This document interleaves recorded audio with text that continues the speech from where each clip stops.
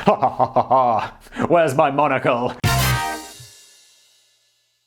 Hello everybody, welcome to another episode of Business Blaze. In this one today, why is public transport in the USA a joke? This one is entirely spurred on by me because I've been to the US a few times. Public transport's a joke. I live in Europe, it's pretty awesome over here, and I really want to, and also every American that I ever run into, other than perhaps people who live in New York and they have a good subway and stuff like that, but every American I've ever run into is like, yeah, it's a bit Okay, so Danny has put this together. We're going to go through it together, and let's just crack on with it, shall we? 100 years ago, the United States of America pretty much showed the rest of the world how a good public transport service was meant to be done. A century later, one of the wealthiest nations in the world appears to have run out of steam and fallen off the radar when it comes to providing anything like a half-decent public transportation system.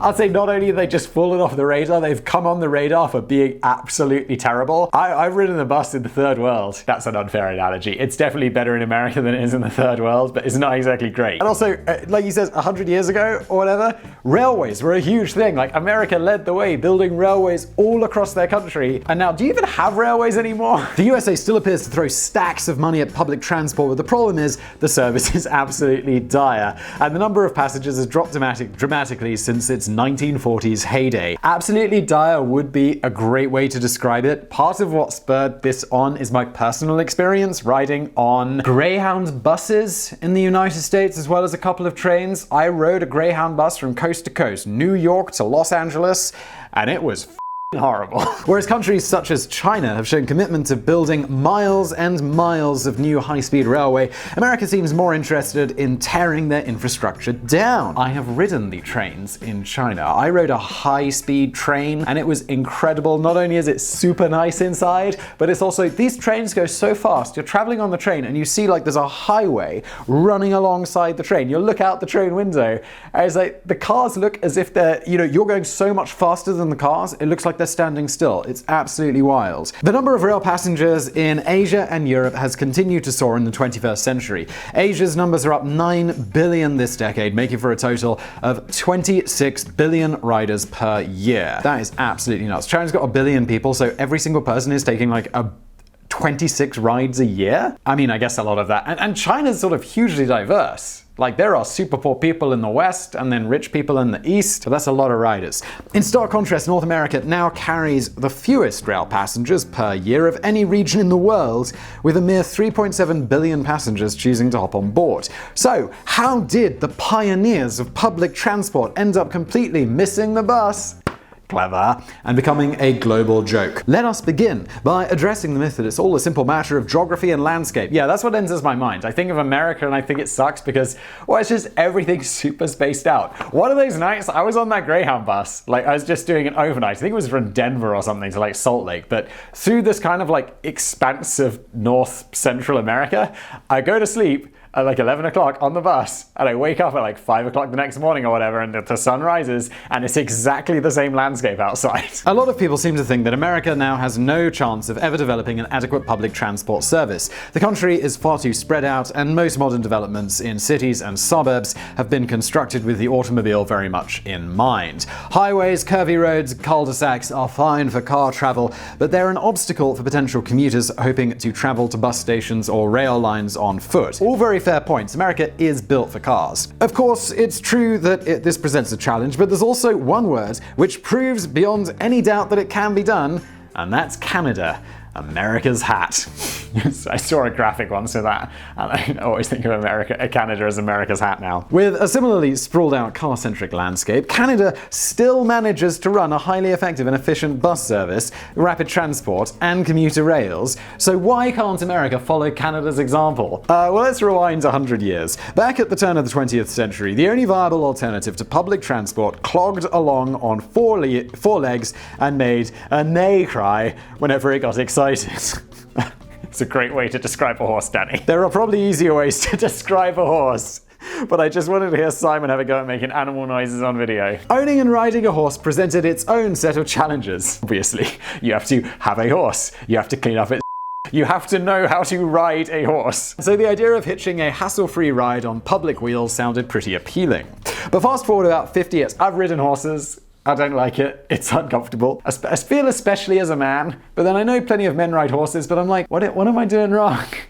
But fast forward about 50 years, and the automobile revolution changed everything. As more and more commuters chose to give up their seat on public transport and invest in their own private set of wheels, control of public transport was passed over from private transport companies to the cities, who were faced with the dilemma of how to win back dwindling custom. Now, obviously, this wasn't a problem unique to America, but it was the unique way America responded to the problem that sowed the seeds of the downfall of public transport.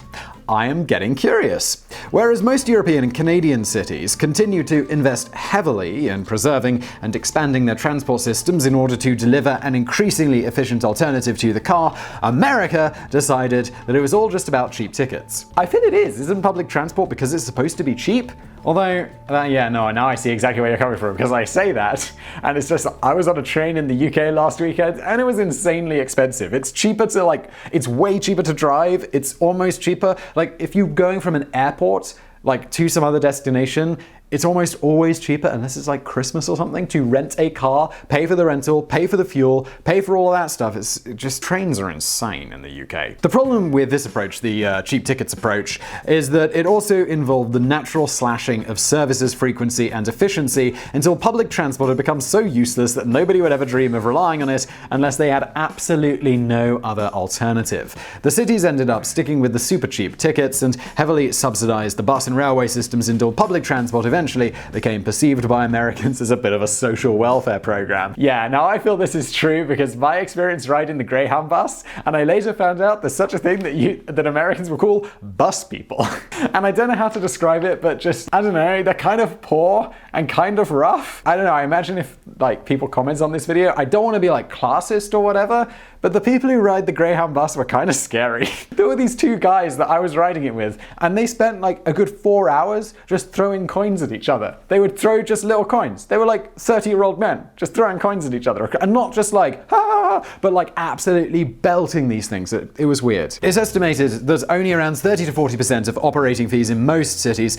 are covered by the small ticket price, with the rest being funded by public tax dollars. So whereas the rest of the world tends to view public transport as an essential service for the whole country, American public transport became viewed as a welfare lifeline for people who literally couldn't afford anything else. I think this is true, and this is a huge difference between the USA and Europe. In Europe, I didn't really. I got a car a couple of years ago, but only because I wanted something slightly more convenient for move. Because I got an apartment, so I wanted to be able to move stuff from IKEA to my house without paying IKEA for delivery. Before that, I just took the bus everywhere, especially in the city. And then there's buses that run between cities or trains, and I would just take those. A car is almost unnecessary if you live in a city in Europe. This naturally causes controversy when it comes to the matter of how much public money should be pumped into improving a service that is only used by a minority of people who are too poor to drive. Which in America I feel is really poor, because petrol's so cheap, insurance is cheap, cars are cheap, everyone seems to drive. Even if you're poor, you have a car. It's a politically charged issue. Yeah, I feel even in this episode, I'm stepping across I feel like I'm gonna take some heat in this one for making fun of poor people, even though I'm really not. I'm making fun of a system that kind of encourages tricky, politically charged. It's a politically charged issue, and public transport never really wins anyone any big votes. So America has ended up in a vicious cycle of nobody choosing to travel via public transport because it has an unreliable and infrequent service, and nobody's willing to step up to the plate and improve the service because nobody has enough interest in doing it. Except for, isn't Elon Musk building a Hyperloop? I feel that could change a lot, although is that getting built? I'm not sure. It's Elon Musk. He's probably going to do it. I got a lot of faith in Elon Musk. He's going to save the world. It's why I don't worry about the environment, because Elon's here. He's going to save everyone. It's a situation which obviously has a hugely negative impact on the environment, because everyone's driving, and the increasingly congested American roads. But can anything realistically change in the future? Well, it's not all doom and gloom. Despite a general massive decline in ridership since the 1940s, the last few years have witnessed a small but steady rise in numbers, although still nowhere near the levels of Europe or Canada. And there are several paths to consider which could change the future route of public transport in the USA. The system clearly needs more committed funding, and this can be achieved by providing a better service with a higher ticket price, ideally with concessions for people on lower incomes. Maybe. That's going to be really tricky to implement, because if you're saying hey, yeah, the service is better and the ticket prices are high, people are just going to be oh, dude, no, I'm not hanging out with the bus people. No way. No, I know who rides that, because they'll just think it's more expensive, but it's still going to be whatever way you look at it. In America, I feel like it's always going to be the option for the people who are the poorest of the poor and can't afford a car. And I imagine these are the bus people. God, this is politically charged. I imagine these are the bus people that no one wants to spend their time with because they're kind of scary. It's going to be hard to get people to get back onto the buses once you've kind of screwed it up like this. Good service drives demand. Maybe, Danny. Maybe good service drives demand. You're going to have to really push hard on the marketing to make that clear. And very big tweaks need to be made to some of America's disastrous wrong turns over the last few decades. Yet those disastrous turns, like I say, I really think that's going to be a hard hurdle to get past. For example, America's bus service takes the unique and quite baffling approach of prioritizing reach over frequency. Unlike the rest of the world, who tend to deliver a frequent service via bus stops which are spaced out at sensibly logical levels, America seems to place more importance on having a bus stop on every single corner, but barely any buses picking people up and customers picking up customers throughout the day. This is so true. I was in Los Angeles last year, and for the most of the time, I had a car when I was there, because I was there with a friend and he had a car. He left a day earlier than me, so I was left kind of with a day by myself, and I was staying in Orange County, and I was like, I want to go to the beach. So I look at Google Maps, and I'm like, oh, it's not really far. So I start walking, and then I realize, oh, it's enormously far. And I was like, I'm just going to hop on a bus. There's bus stops everywhere. I'll just get on this one. I'll look at the map, and then I'll head down. I was waiting at that bus stop. It's like 35 degrees outside. It's like 100 Fahrenheit maybe.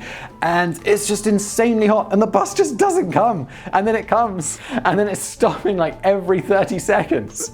It's like almost quicker to walk. So the good news is you're never very far from a handy bus stop, but the bad news is that you're in for a very long wait if you were ever thinking of trying to catch one. Yeah, just space them out more. It's okay to walk like 5-10 minutes to a bus stop. Another way of getting people out of their cars and back into public transport is to introduce auto disincentives. Now, this is what we're taught. This is a good idea, but this will never get people elected. This could potentially involve raising gas prices, petrol prices, charging fees to drive in select areas, or even limiting how much car ownership is allowed per year, an idea that's pursued in Singapore. Yeah, Singapore, I think there's 100% tax on cars. So if you buy a car, you're essentially paying twice as much. In terms of fees to drive in select areas, you can't drive in central London unless you pay a congestion charge, and also just... America, your petrol, your gas is like half the price. But let's be honest, it would take a brave politician to lobby for such measures. Yeah, they're just so unpopular. America's so car-driven. And we're unlikely to see these kinds of developments in America anytime soon, but it would be one way of getting US citizens to reevaluate the benefits of public transport. Ultimately, what really needs to change first is the American mindset and perception of what public transport is and what it could be. The perception of what it is, bus people, what it could be. Something like Europe, where you get on the train and you're not like, oh, this is horrible. You get on a train and you're like, okay, cool, there's a Wi-Fi, I'm going to sit down and relax for like an hour. Improving public transport is going to involve a lot of public spending, and American taxpayers need to get to grips with the idea that they're not just investing in a rarely used social welfare program. Instead, they're investing in a concept that could transform the country and benefit the whole population, just as it used to do so well 70 years ago.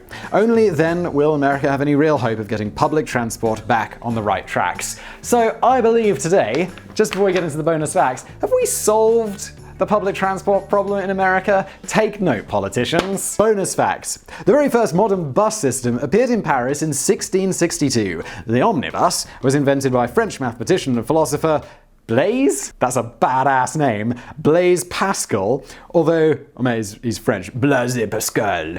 Although it only enjoyed a very brief run. Pascal died just a few months after it was launched, thankfully not in the world's first ever public transport accident.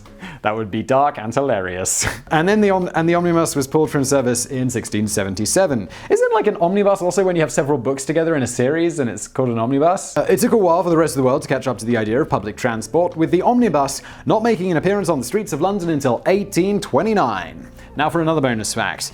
If you're wanting to catch a bus in New York City and you intend to pay for the fare with one of those few loose dollars in your pocket, then you're out of luck. NYC buses don't accept real paper money, as the giant vacuum hoses which are used to empty fare boxes would shred the paper bills to bits. Is that true? How do you just pay with coins? There's enough coins? Because you don't have dollar coins. That'd be a lot of coins. Oh well, that's a problem for bus people. Ha ha ha ha ha. Where's my monocle? Final bonus fact, and then we're done today. While most of America's public transport system may seem like a joke, New York City subway is the largest subway system in the world and is often recognized as one of the top 10 public transport systems in the world. I would agree, New York City is the one place I've ridden the subway a lot, and it's like, oh, this is pretty good.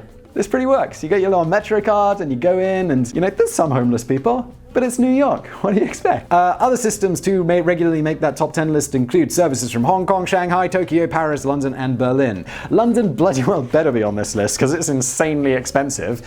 I think I saw a graphic a while ago and it was like London compared to I don't know if this is fact. If I'm wrong, let me know in the comments below. But like London is the most expensive in the world by far. It's like there's a 50% difference between London at like £200 a month and whoever the next guy is at like 130 or 120 or something. It's just this huge price jump. I lived in London for 1 year. And I would not ride the underground because it was too expensive. I'd always take the bus. And like London buses, they're not bad. I mean, they're not like American buses, but they're not the best either. Anyway, this has been Business Blaze. This was a lot of fun. Thank you, Danny, for putting this together. If you've got a suggestion for a future Business Blaze episode that you'd like us to address, I can have Danny put something together. We can go through it together. It'll be fun. Comment below, please. Let me know what you think of this channel and how I'm doing. Give it a thumbs up if you enjoyed this video. Subscribe, tell a friend, all of that good stuff. And I'll see you next time.